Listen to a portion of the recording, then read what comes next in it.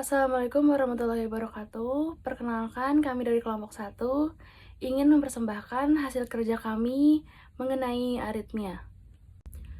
Kami terdiri dari 8 anggota dengan rincian sebagai berikut. Yang pertama, Pramudia Arbi Wilaga. Yang kedua, Irda F. Firyani. Yang ketiga, Siti Salwa Fauzia. Yang keempat, Silvino Zahra. Yang kelima, Ikhlasul Mukmin. Yang keenam, Siti Rifdahul Zahra. Dan yang terakhir, Novia Dwi Ismayanti.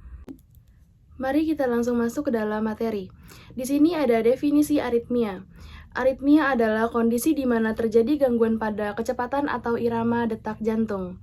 Hal ini bisa terjadi ketika impul listrik yang mengontrol detak jantung berjalan terlalu cepat atau takikardia, terlalu lambat atau bradikardia, atau secara tidak teratur.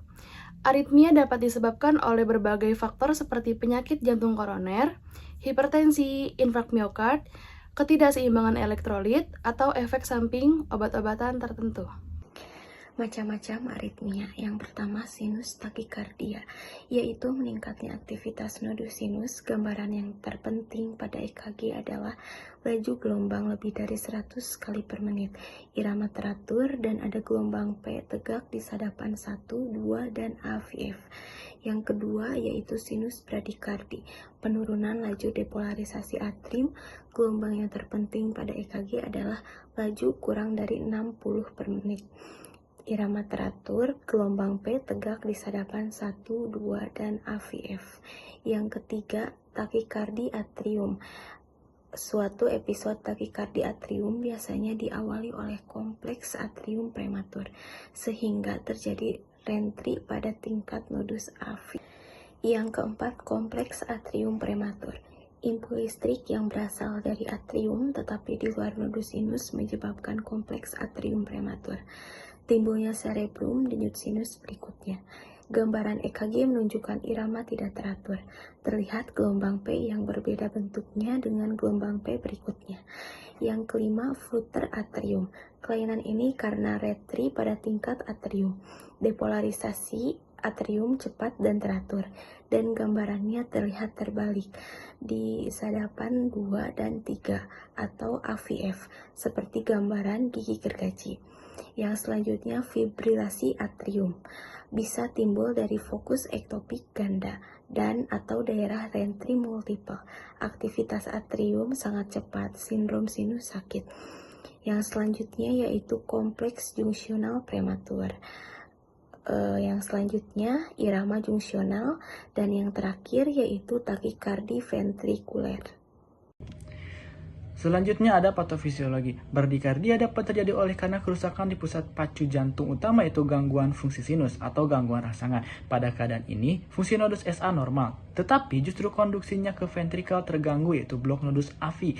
Bradikardia dapat terjadi oleh karena kombinasi gangguan fungsi nodus SA dan blok nodus AV. Apapun sebabnya, bila terjadi pause di mana modus SA tidak dapat menimbulkan impuls dalam waktu cukup lama, maka jantung akan memerintahkan jaringan lain menggantikan fungsi pacu jantung utama, baik agar vertikal berdenyut.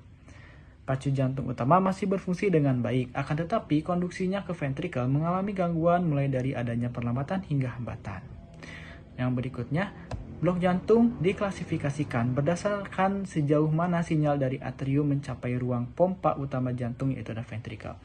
Yang pertama, derajat pertama blok jantung dalam bentuk paling ringan dari blok jantung. Semua sinyal-sinyal listrik dari atrium mencapai ventrikel, tetap sinyal sedikit melambat.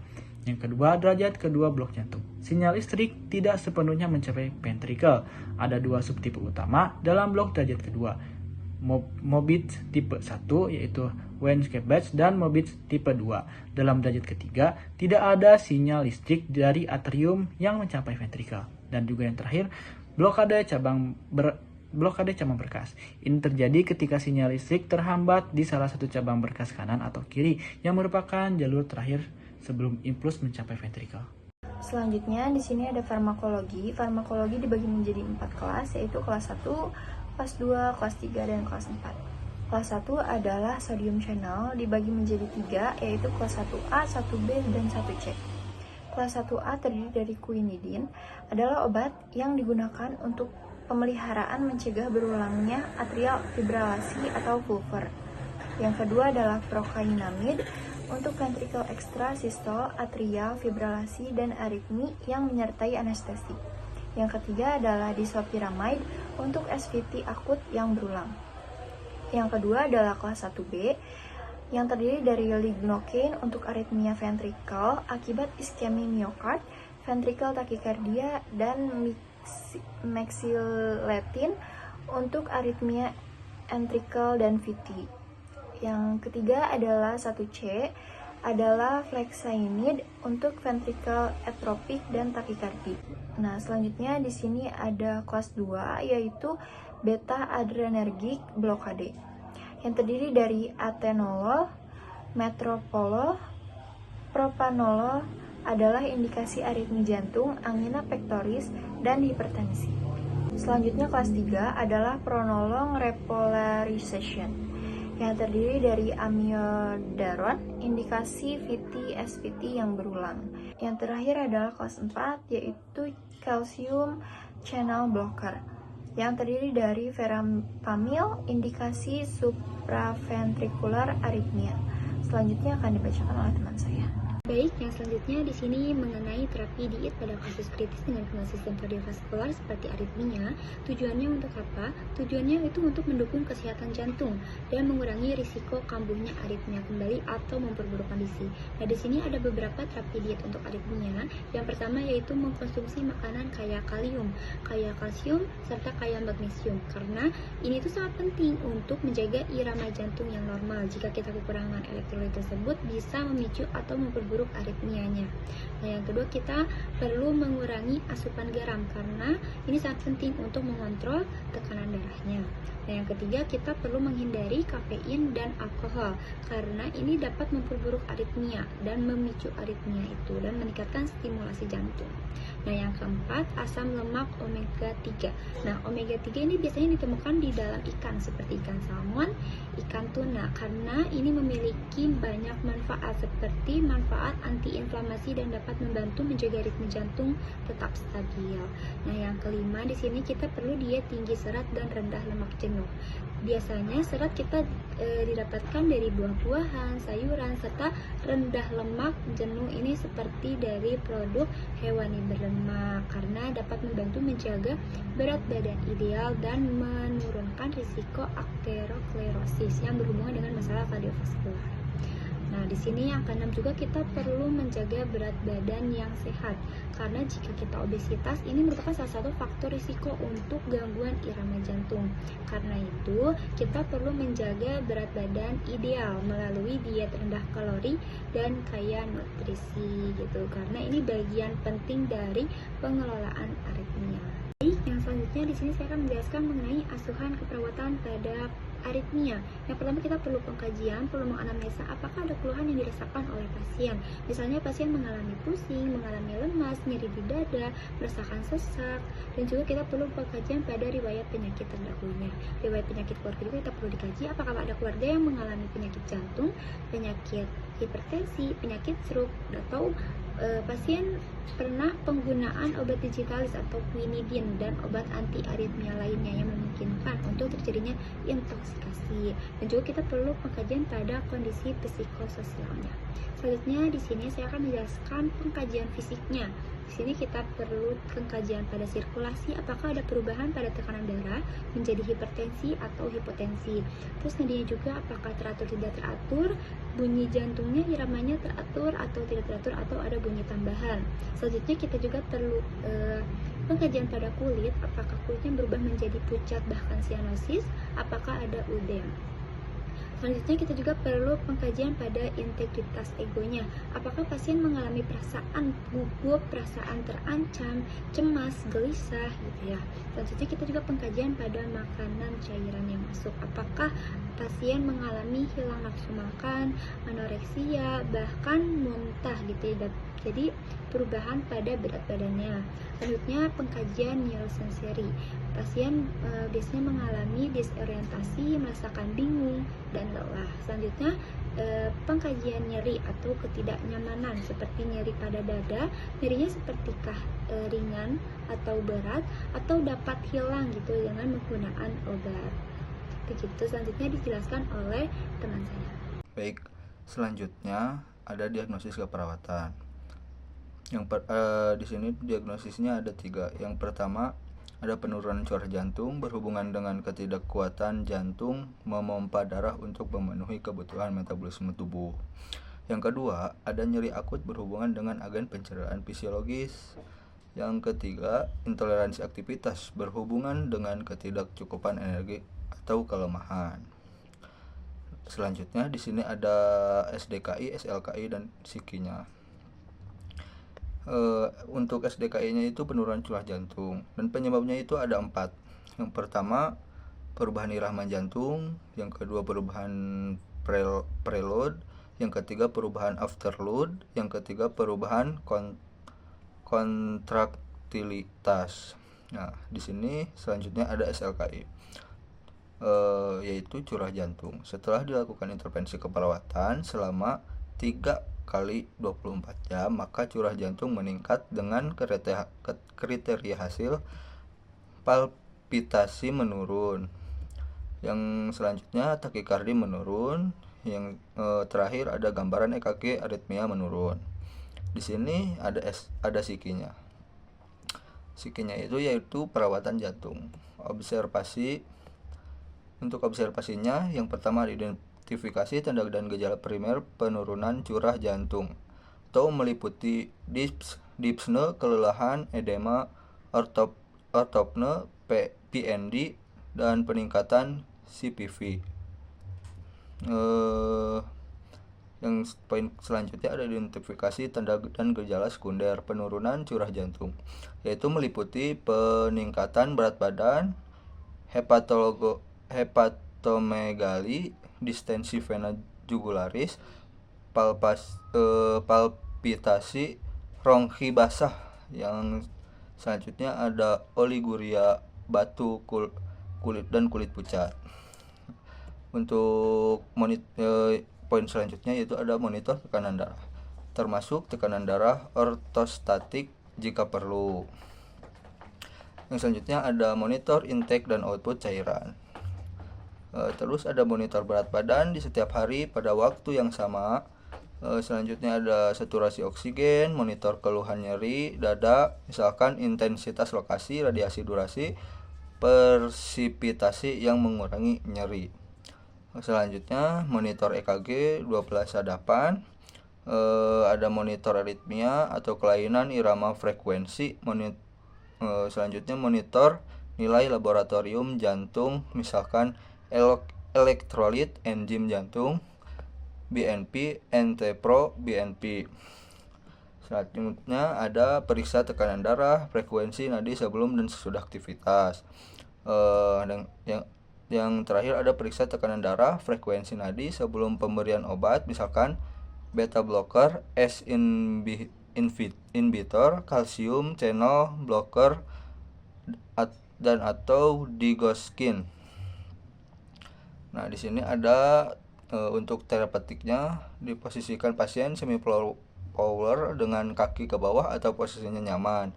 Berikan diet jantung yang sesuai, misalkan batasi asupan kafein, natrium, kolesterol, dan makanan tinggi lemak. Di poin selanjutnya ada gunakan stocking elastis atau pneumatik intermittent sesuai indikasi. Selanjutnya ada fasilitasi pasien dan keluarga untuk modifikasi gaya hidup sehat. Selanjutnya ada berikan terapi relaksasi untuk mengurangi stres jika perlu. Berikan dukungan emosional dan spiritual. Yang terakhir ada berikan oksigen untuk mempertahankan saturasi oksigen lebih dari 94%. Nah, yang terakhir ada anjurkan beraktivitas fisik sesuai toleransi. Anjurkan beraktivitas fisik secara bertahap. Yang selanjutnya ada anjurkan berhenti merokok, dan terakhir ada ajarkan pasien dan keluarga mengukur berat badan harian. Nah, di sini ada poin terakhir, yaitu kolaborasi. Kolaborasi ada 2 poin. Yang pertama, kolaborasi pemberian aritmia jika perlu. Yang kedua, rujuk ke program rehabilitas jantung. Baik yang sekarang ada nyeri akut, data subjektifnya mengeluh nyeri, data objeknya tampak beringis, bersikap protektif, seperti waspada, posisi menghindari nyeri, gelisah, frekuensi nadi meningkat, dan sulit tidur. Terus tingkat nyeri menurun. Setelah dilakukan intervensi selama 3 kali 24 jam, maka tingkat menurun dengan kriteria keluhan nyeri menurun, meringis menurun, sikap protektif menurun, gelisah menurun, kesulitan tidur menurun, frekuensi nadi membaik. Nah, untuk intervensinya itu adalah manajemen nyeri. Nah, observasi isinya itu adalah observasi, identifikasi lokasi, karakteristik, durasi, frekuensi, kualitas, intensi nyeri, identifikasi skala nyeri, identifikasi respon nyeri nonverbal, identifikasi faktor yang memperberat dan memperingan, identifikasi pengetahuan dan keyakinan tentang nyeri, identifikasi pengaruhan budaya terhadap respon nyeri, identifikasi pengaruhan nyeri pada kualitas hidup, monitoring keberhasilan terapi komplementer yang sudah diberikan. Monitor juga efek samping penggunaan analgetik. Nah, untuk terpetiknya kita bisa berikan teknik non farmakologis untuk mengurangi nyeri, ya, seperti misalnya terapi musik, terus juga teknik nafas dalam, teknik imajinasi terbimbing, kompres hangat dingin, dan lain sebagainya. Lalu juga ada kontrol lingkungan yang memperberat rasa nyeri seperti suhu ruangan, pencahayaan, kebisingannya, fasilitas istirahat dan tidur, pertimbangan jenis dan sumber nyeri dalam pemilihan strategi meredakan nyeri. Nah, kita juga bisa melakukan edukasi. Yang pertama, jelaskan penyebabnya, periode, dan pemicu nyerinya itu apa. Jelaskan strategi meredakan nyeri, anjurkan monitoring nyeri secara mandiri, anjurkan menggunakan analgesia secara tepat, ajarkan teknik farmakologis untuk mengurangi rasa nyeri, dan juga kita bisa kolaborasi pemberian analgetik jika perlu. Lalu yang diagnosa berikutnya ada intoleransi aktivitas. Penyebabnya biasanya ketidakseimbangan antara suplai dan kebutuhan oksigen, tiara baring, kelemahan, imobilisasi, gaya hidup monoton. Nah, untuk itunya kita menggunakan toleransi aktivitas meningkat. Ya, setelah dilakukan intervensi keperawatan selama 3 kali 24 jam, maka toleransi aktivitas meningkat dengan kereta hasil, keluhan lelah menurun, frekuensi nadi membaik, dyspnea saat aktivitas menurun, dyspnea setelah aktivitas menurun. Nah, untuk intervensinya kita gunakan manajemen energi. Nah, observasinya itu identifikasi gangguan fungsi tubuh yang mengakibatkan kelelahan, monitor kelelahan fisik dan emosional, monitor pola dan jam tidur, monitor lokasi dan ketidaknyamanan selama melakukan aktivitas. Lalu juga terpentingnya sediakan lingkungan nyaman dan rendah stimulus, misalnya cahayanya, suara, kunjungan dari kunjungan pasiennya gitu kan. Terus juga lakukan rentang gerak pasif atau aktif, berikan aktivitas distraksi yang menyenangkan, fasilitasi duduk di sisi tempat tidur jika tidak dapat berpindah atau berjalan. Lalu kita bisa juga menganjurkan edukasi. Nah, anjurkan tirah baring, anjurkan melakukan aktivitas secara bertahap, anjurkan menghubungi perawat jika tanda dan gejala kelelahan tidak berkurang, ajarkan strategi coping untuk mengurangi kelelahan. Lalu juga kita bisa menggunakan kolaborasi. Nah, kolaborasi dengan ahli gizi tentang cara meningkatkan asupan makanannya. Implementasi keperawatan. Implementasi merupakan tahap dalam proses keperawatan di mana perawat memberikan intervensi keperawatan baik secara langsung maupun tidak langsung kepada pasien. Pelaksanaan adalah tahap di mana perencanaan yang telah disusun direalisasikan dan diwujudkan. Pelaksanaan rencana keperawatan dilakukan secara terkoordinasi dan terintegrasi disesuaikan dengan kondisi pasien. Evaluasi keperawatan adalah tahap akhir dalam proses keperawatan yang bertujuan untuk menilai sejauh mana intervensi yang telah dilakukan berhasil mencapai tujuan perawatan yang telah ditetapkan. Evaluasi ini membantu perawat mengidentifikasi apakah masalah kesehatan pasien telah teratasi, masih memerlukan intervensi tambahan atau perlu diubah. Evaluasi ini mencakup penilaian terhadap hasil intervensi dan dapat dilakukan secara berkala untuk memonitor perkembangan pasien. Itulah penjelasan dari kelompok 1 tentang aritmia. Sekarang kami akan menampilkan ringkasan dari mind mapping yang telah kami buat.